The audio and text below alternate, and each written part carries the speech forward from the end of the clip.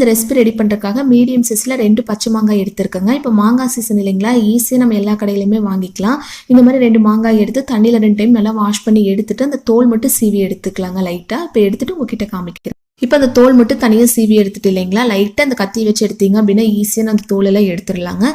Next என்ன பண்ணலாம் அப்படின்னா, இந்த மாதிரி கேரட் பீட்ரூட்லாம் துருவுறது வீட்டில் வச்சிருப்போம் இல்லைங்களா, அதை வச்சு ஃபுல்லாக நம்ம துருவி எடுத்துக்கலாங்க.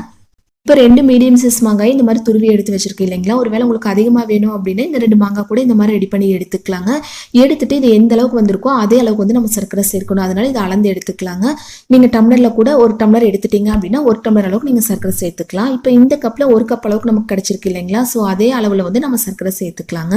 இப்போ நெக்ஸ்ட் இதில் கொஞ்சமாக மட்டும் உப்பு சேர்த்துக்கலாம். இது நல்ல ஒரு கரண்டியை வச்சு கலந்து எடுத்துக்கலாம். இது வந்து ஒரு 10 நிமிஷம் அப்படியே நம்ம மூடி போட்டு மூடி வைக்க போகிறோம். உங்களுக்கு வந்து சர்க்கரை வந்து கொஞ்சம் பெரிய சைஸில் இருந்துச்சு அப்படின்னா லைட்டாக மிக்ஸியில் ஒரு சுற்றி விட்டு கூட எடுத்து நீங்கள் உள்ளே சேர்த்துக்கலாங்க. இப்போ இந்த மாதிரி கலந்து எடுத்துட்டு ஒரு 10 நிமிஷம் இந்த மாதிரி மூடி போட்டு மூடி வச்சிடலாங்க. அதுக்கப்புறம் எடுத்து பார்க்கலாம். ஒரு 10 நிமிஷம் அப்படியே விட்டுட்டோம் அப்படின்னா லைட்டாக தண்ணி பதத்துக்கு வந்துடுது இல்லைங்களா, இந்த ஸ்டேஜில் ஒரு பேன் வச்சு லைட்டாக சூடானதுக்கப்புறம் இது ஃபுல்லாக உள்ளே சேர்த்துக்கலாங்க.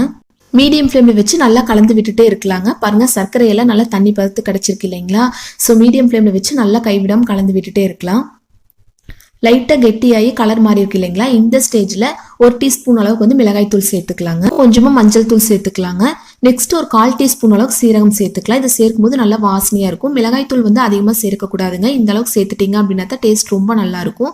இப்போ மீடியம் ஃப்ளேமில் வச்சு நல்லா இந்த மாதிரி கலந்து விட்டுட்டே இருக்கலாங்க. கொஞ்சம் கெட்டியானதுக்கப்புறம் நம்ம எடுத்துடலாம். இப்போ லைட்டாக கெட்டி ஆயிடுச்சு இல்லைங்களா, கலரும் பாருங்கள் சூப்பராக நமக்கு வந்திருக்கு. இப்போ இது வந்து நம்ம செக் பண்ணி பார்க்கலாங்க. அதாவது லைட்டாக அந்த 1 கப் பதம்னு சொல்வேன் இல்லைங்களா, அந்த மாதிரி இருந்துச்சு அப்படின்னா நம்ம ஸ்டவ் ஆஃப் பண்ணி எடுத்துடலாம். பாருங்க இதுதான் கரெக்டான பதம். இந்த ஸ்டேஜ்ல நம்ம ஸ்டவ் ஆஃப் பண்ணி கீழே எடுத்து வச்சிடலாங்க. ரொம்ப நேரம் கலந்து விட்டுட்டே இருந்தாலும் ரொம்ப கெட்டியாயிருங்க, அது அவ்வளவா நல்லா இருக்காது. இதுதான் கரெக்டான பதம். இப்போ வந்து நம்ம ஒரு பிளேட்டுக்கு மாத்திக்கலாங்க. இது வந்து இட்லி, தோசை, சப்பாத்திக்கு தான் ரொம்பவே நல்லா இருக்குங்க. கண்டிப்பா எல்லாருமே இந்த மாங்காய் சீசன்ல இந்த மெத்தட் ஒரு டைம் ட்ரை பண்ணி பாருங்க. ட்ரை பண்ணி பார்த்துட்டு எப்படி இருந்துச்சுன்னு ஃபீட்பேக் மறக்காம எங்கூட ஷேர்